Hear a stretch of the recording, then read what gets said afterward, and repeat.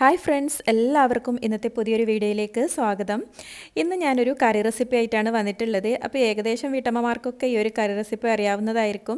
നമ്മൾ അധികം രാവിലെ ഈ ഒരു കറി റെസിപ്പിയൊക്കെ തയ്യാറാക്കാറുണ്ടായിരിക്കും. എന്നാലും അറിയാത്തവരായി ആരെങ്കിലും ഉണ്ടെങ്കിൽ അവർക്കും കൂടി വേണ്ടിയാണ് ഈ ഒരു റെസിപ്പി തയ്യാറാക്കുന്നത്. ഇതെൻ്റെ ഒരു ഫേവറേറ്റ് കറിയും കൂടിയാണ്.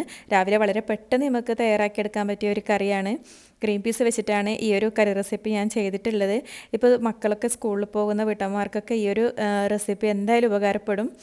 അപ്പോൾ ഇതെങ്ങനെയാണ് തയ്യാറാക്കുന്നതെന്നും എന്തൊക്കെയാണ് ഇതിലേക്ക് വേണ്ടതെന്നും നോക്കാം. ഇതിനായി ഞാൻ ആദ്യം അല്പം ഗ്രീൻ പീസാണ് എടുത്തിട്ടുള്ളത്. ഇതിപ്പോൾ രാത്രിയിൽ കുതിർത്ത് വെച്ച ഗ്രീൻ പീസാണ്. അതിപ്പോൾ നല്ലോണം കഴുകി എടുത്തിട്ടുണ്ട്.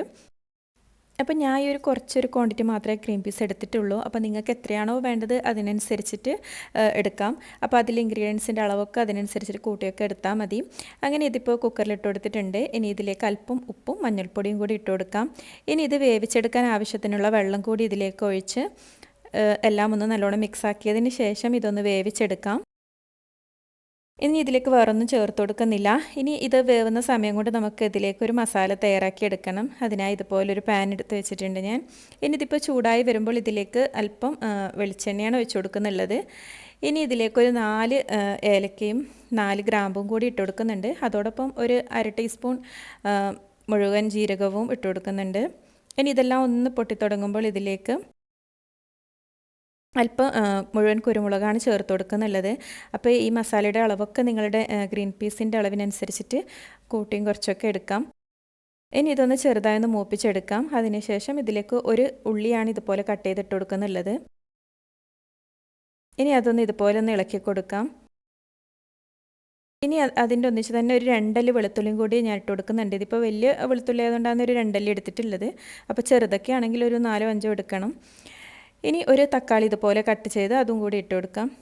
ഇനി എല്ലാം കൂടി ഇതൊന്ന് മിക്സാക്കി കൊടുക്കാം. അതിനുശേഷം ഇതൊന്ന് അടച്ച് ഒരു 2 മിനിറ്റ് ഒന്ന് വേവിച്ചെടുക്കുക. എല്ലാം കൂടി നല്ലോണം ഒന്ന് വേവുന്നത് വരെ ഒന്ന് വെയിറ്റ് ചെയ്യാം. അങ്ങനെ ഇപ്പം എല്ലാം വെജിറ്റബിൾസൊക്കെ നല്ലോണം വെന്ത് വന്നിട്ടുണ്ട്. അപ്പോൾ ഈ ഒരു രീതിയിലാണ് ഇത് വേണ്ടത്. ഇത്രയും മതി. ഇതൊന്ന് അടച്ച് വെച്ച് വേവിച്ചതുകൊണ്ട് എല്ലാം പെട്ടെന്ന് തന്നെ ഇതുപോലെ വെന്തിട്ടിട്ടുണ്ട്. ഇനി ഇതിലേക്ക് അല്പം മസാലപ്പൊടിയാണ് ചേർത്ത് കൊടുക്കുന്നത്. അപ്പോൾ ഈ സമയം ഫ്ലെയിമൊക്കെ നല്ലോണം കുറച്ച് വെച്ചൊന്ന് പൊടികളൊക്കെ ചേർത്ത് കൊടുക്കാം. 1 ടീസ്പൂൺ കാശ്മീർ ചില്ലി പൗഡറാണ് ഇട്ട് കൊടുത്തിട്ടുള്ളത്. ഇനി അതോടൊപ്പം തന്നെ 1 ടീസ്പൂൺ മല്ലിപ്പൊടിയും കൂടി ഇട്ട് കൊടുക്കാം.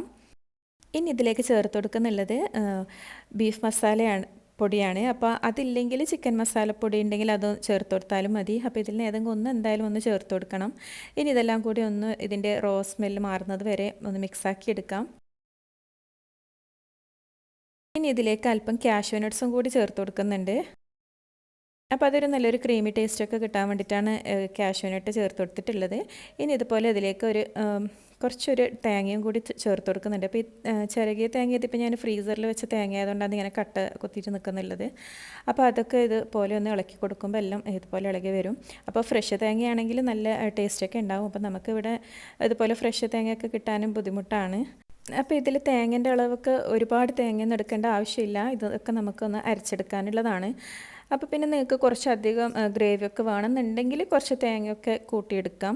ഇനി ഇത് പോലെ ഒന്ന് അടച്ചു വെക്കാം. ഒരു മിനിറ്റിന് ശേഷം നമുക്ക് ഈ ഫ്ലെയിം ഓഫ് ചെയ്തതിന് ശേഷം ഇത് നല്ലോണം ഒന്ന് തണുത്ത് വരണം. അതിന് ശേഷമാണ് നമ്മൾ മിക്സിയിലിട്ട് ഇതൊന്ന് അരച്ചെടുക്കുന്നുള്ളത്.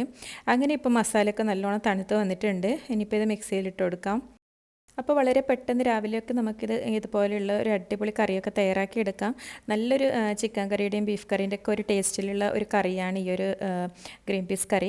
അങ്ങനെ ഇപ്പോൾ അരച്ചെടുത്ത കൂട്ട് നമുക്ക് അതേ പാത്രത്തിൽ തന്നെ ഇതുപോലെ ഒന്ന് ഒഴിച്ചു കൊടുത്ത് അത് നല്ലോണം ഒന്ന് തിളപ്പിച്ചെടുക്കണം.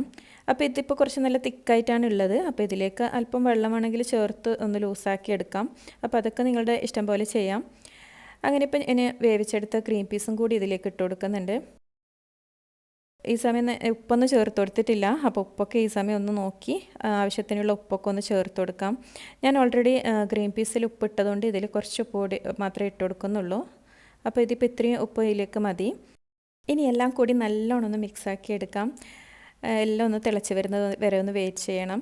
അതിനിടയിൽ ഈ ഒരു പ്രധാന ഇൻഗ്രീഡിയൻസും കൂടി ഇതിലേക്കൊന്ന് ചേർത്ത് കൊടുക്കാം. ഇത് കസൂരി മേത്തിയാണ് ഞാനിപ്പോൾ ചേർത്ത് കൊടുത്തിട്ടുള്ളത്.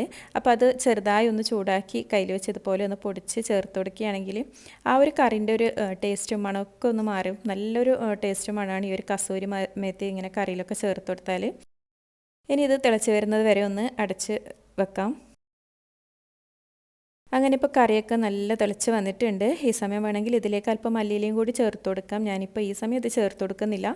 അങ്ങനെ ഇപ്പോൾ നമ്മുടെ അടിപൊളി ഗ്രീൻ പീസ് കറിയൊക്കെ റെഡിയായി. ഇനി ഇത് ചൂടോട് കൂടി തന്നെ നമുക്ക് സെർവ് ചെയ്യാം. ഞാനിപ്പോൾ ഇതൊരു സെർവിങ് ബൗളിലേക്ക് മാറ്റിയിട്ടുണ്ട്. ഇനി ഇതിലേക്ക് അല്പം മല്ലിയില കൂടി ഇതുപോലെ ഇട്ട് കൊടുക്കുന്നുണ്ട്. അപ്പോൾ ഇന്നത്തെ റെസിപ്പി ഇത്രയേ ഉള്ളൂ. നിങ്ങളെല്ലാവരും ഇതുപോലെ ഒന്ന് ട്രൈ ചെയ്ത് നോക്കുക. ട്രൈ ചെയ്ത് നോക്കിയിട്ട് നിങ്ങളുടെ അഭിപ്രായ നിർദ്ദേശങ്ങളൊക്കെ അറിയിക്കുക. വീണ്ടും നല്ലൊരു റെസിപ്പിയുമായി കാണുന്നത് വരെ താങ്ക് യു ഫോർ വാച്ചിങ്.